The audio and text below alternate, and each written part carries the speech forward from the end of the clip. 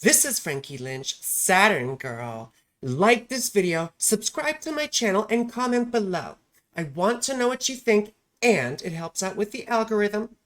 But in just a few days, on July 22nd of this year, we will have an opposition between the Sun in Cancer and Pluto in Capricorn at about 29 degrees of each sign.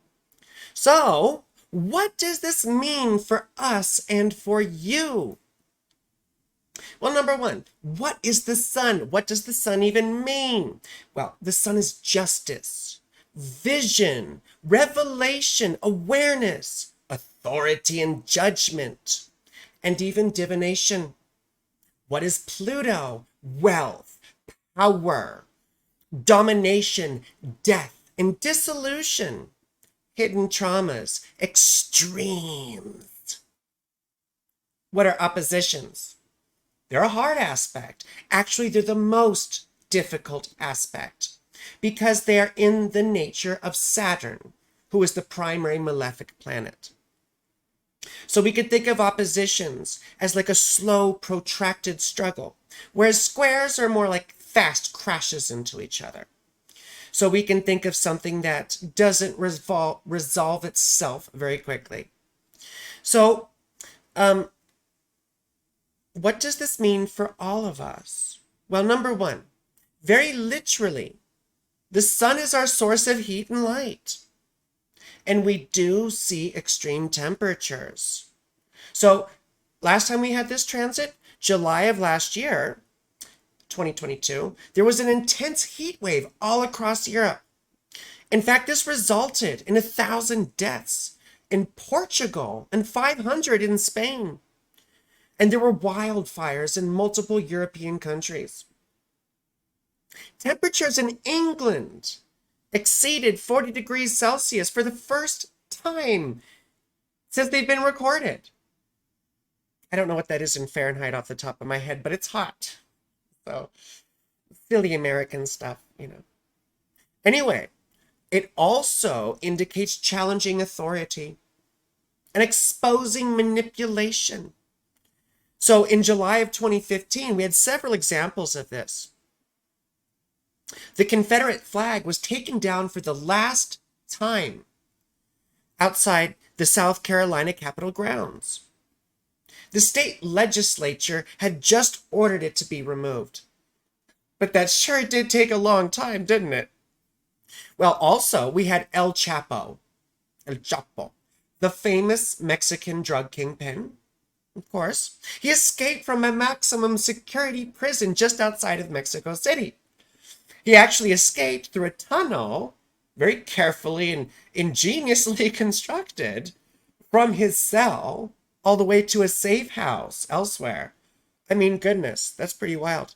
And then July of 2016, the UK released a report about a probe into the UK's involvement in the Iraq War. And they found that Tony Blair way overstated the case and the danger, basically implying that the involvement in the Iraq War was deceptive, almost. And that the UK was not prepared for the effects. Well, what other phrases do I think of here with this? Imposing control, especially militarily and financial. So in July of 2015, which we just talked about, the Eurozone agreed to lend Greece 86 billion euros in order to ease their debt crisis. So, but they would only give it with contingencies. They wanted to impose extreme austerity measures on the Greek public. In order to get the money, they would have to cut social spending and anything, having to do with making people's lives better. So it's all about helping investment and not people. So of course, that's Pluto imposing itself, isn't it? Well, there was also the Iran nuclear deal, reached by 6 countries and Iran to limit their arms development.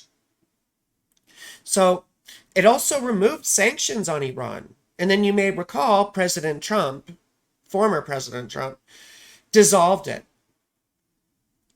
and actually made the world a much more dangerous place. Now, there was also British Petroleum in a famous case where they agreed to pay $18.7 billion to the United States government and various, states around the Gulf of Mexico for the 2010 oil spill in the Gulf of Mexico, which you may remember was a terrible catastrophe. And then we have the revelation of hidden forces and hidden history. So also in July 2015, scientists at the Large Hadron Collider, the LHC, right, famous facility, these scientists announced that they discovered a new particle called the pentaquark, which is actually a man-made particle, if I'm not mistaken. And then NASA, speaking of Pluto, released its first close-up images of the planet Pluto, revealing that Pluto does, in fact, have a heart. It's when we first saw that heart image on the surface of Pluto. So, Hades has a heart. I mean, Pluto is so insecure because ultimately he doesn't believe that he's good enough for the object of his love. Otherwise, he wouldn't try and contain her or it or whatever. When the object of our love is a thing as opposed to a person. So the thing about Pluto lessons is they are about letting go of attachment, because Pluto gets very attached. Remember the story of Hades and Persephone? He's like, let me give you these pomegranate seeds. Even though I know you're coming back, I don't trust you or me. So anyway. Here's another one. July of 2018. Another time we had this aspect going on. A summer heat wave and drought dried up the land in the Boyne Valley in Ireland, where is situated Newgrange, one of the oldest megalithic sites in the world. It's 5,000 years old, covered in Celtic symbolism, and megalithic stones and, earthenware and stuff like that. But what was discovered here in July 2018 was the shadow or imprint of a previously unknown megalithic site or henge. Now, no stones were actually discovered, but the imprint of these stones in a field. We have no idea how old it is, but we can surmise that it has to be thousands of years old, judging by the size of the stones and the placement and everything else. And Newgrange. A photographer/author was flying a drone and picked up this circular anomaly from the sky. And of course, this gentleman runs a website called Mythic Ireland, and he's, believes in ancient high civilization and stuff. So he sort of took this and ran with it. But it does sort of indicate new things about human history. This was a revelation. I prefer to go all science, but you see. Now, what does this mean for you? Okay, gosh, I'm turning all red here. Exposing manipulation. You may finally take a stand or stand up for yourself. Someone's motives or character are revealed to you. It could be that someone has been plotting, I hate to say plotting against you, but at least gossiping or, stirring up shit for you or causing you problems. And you suddenly become aware, or, it's the kind of people that are like, yes, yes, yes, yes, yes, yes. Yes, you are so right. And then they go and like,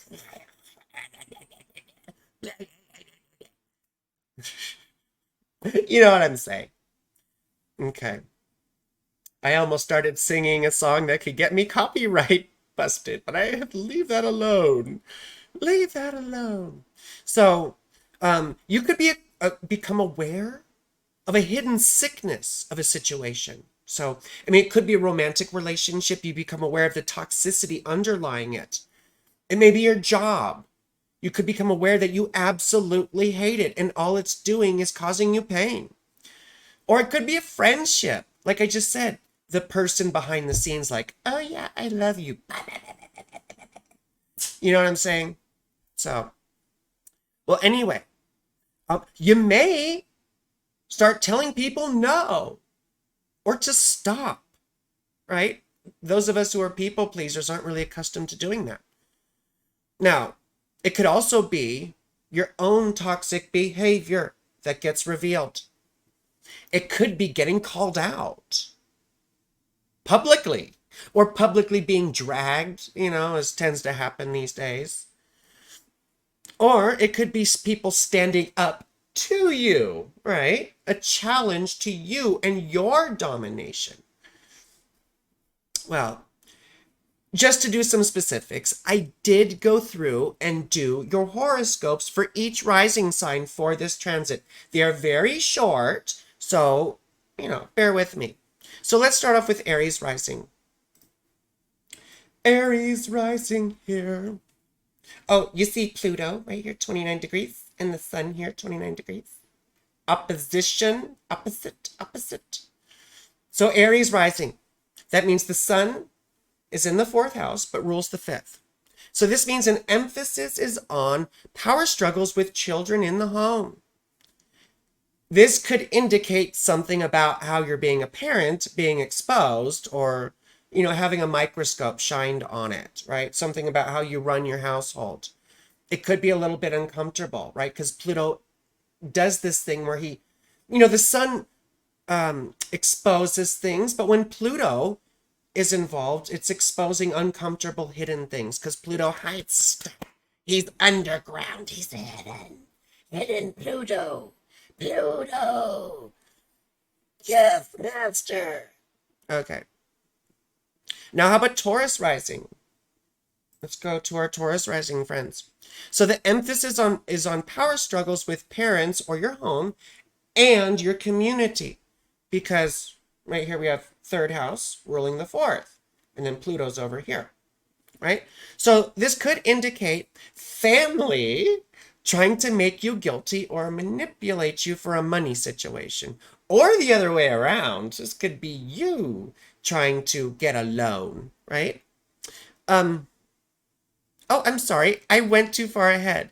The emphasis here is on the struggles with your parents or your home and your community, which could indicate possibly feeling ostracized or rejected by your friends, family, or neighbors.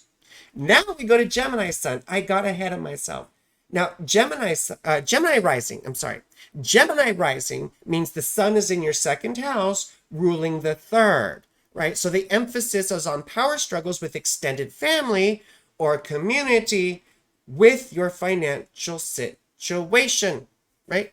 So this is where family could be making you feel guilty in order to extort you for some money or get a loan. But it could be you trying to get a loan also.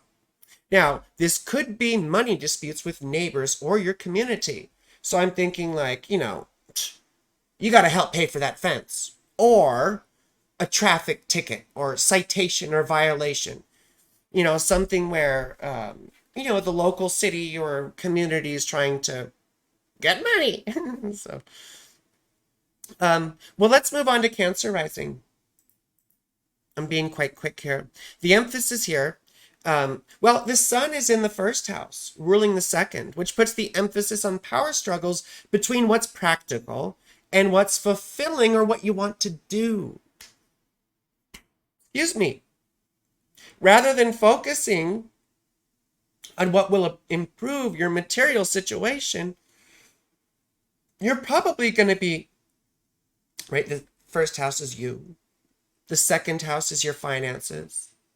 So you probably are going after things that inflate your ego rather than your checkbook, right? Or your bank account. So, Pluto will show you where your ego needs to be restrained a little bit. So in this case, it's the 7th house, right? You need to take the focus off yourself and put it more on others. So, Cancer does that naturally anyway, but this is one of those situations where we could be sort of selfishly focused on our own toxic nonsense. But anyway, let's go to Leo. Leo Rising. I love Leo Rising. I really like one in particular. who I just started seeing. So the emphasis is on power struggles between what you're becoming and what's familiar. You're being forced to come out of hiding and face who you've become or who you're becoming. But it feels disturbing to your stability because you have to face all these new modes and ways of being and behavior. It can be uncomfortable. Well, how about our Virgo rising friends? So for Virgo rising, you see the sun is in your 11th house and rules the 12th. So the emphasis is on power struggles between your need to be alone and to process things and the need for connection in general, right? Not just friendship, but human connection and relation, for shared interests and ideas. So this could mean, it could mean that you'll need space for reflection, but at the same time, you'll need trusted confidants to help you make sense of these things, these painful memories and whatnot. Now, how about Libra rising? Our Libra rising friends. So the emphasis here, well, you see, the sun is in the 10th house and rules the 11th. So the emphasis is on power struggles between what you want to do, 11th house, and what you're doing, 10th house. So you may find that your job or vocation goes against what you believe or think is right. Something about your action in the world, what you're known for, what people see readily about you, becomes dissonant or incompatible with what you think is right, with what you believe, with your values. It could be religion, your political ideology, but something about your worldview has changed. Now, how about our Scorpio rising friends? There's Scorpio rising. So you see, the sun is in the 9th house and rules the 10th. Or sorry, yeah, sun is in the 9th house and rules the 10th. So the emphasis is on power struggles between what you do. Oh, gosh, I got this all backwards again. I got this all backwards again. So Libra rising was the 10th house, right? And ruling the 11th house. Wait. Yeah, Libra. Libra was the 10th house ruling the 11th house. So the emphasis is on power struggles between what you want to do and what you're doing, right? You may get dissatisfied with your job or your position in general, what you do, and start exploring new possibilities, because that's the 11th house. The 11th house is our hopes, our wishes, our dreams. So you may get dissatisfied and start thinking or planning about the future. And you see, this is more about the planning in the aspiration phase, whereas the 10th house is more about the action and making it happen. And now we go to Scorpio rising. Ugh. So Scorpio rising, right? This is a struggle between what you do and your values. So you may find that your job or vocation is incompatible with what you believe or think is right. Now let's move forward to Sagittarius rising. This means the sun is in your 8th house and rules the 9th. You see, there's an emphasis on power struggles between what you believe or your values and those that were forced upon you or not yours, or your traumas and fears. So what does that mean? It means you may feel like your values indicate a need to atone or let go or forgive others and yourself for past hurts, to let things go and let go of things you don't believe anymore or are not your own. The thing about the 8th house is it's other people's stuff and debts. And I think about forgiveness as squaring an emotional debt. It's a resolution. So in that way, that's how I think of the letting go part of it. Letting go of stuff that's no longer yours because you've realized something more about your own essential nature, whatever that means. Well, how about our Capricorn rising friends? So Capricorn Rising, this is the sun in your 7th house ruling the 8th. And Pluto, of course, opposite in your 1st.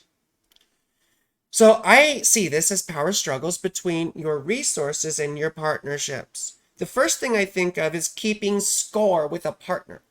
I always do this for you, and you never do that for me. That's a good way to end a relationship. Causes things like resentment. Maybe you have to address money issues in a marriage or relationship, or maybe you owe a spouse or business partner.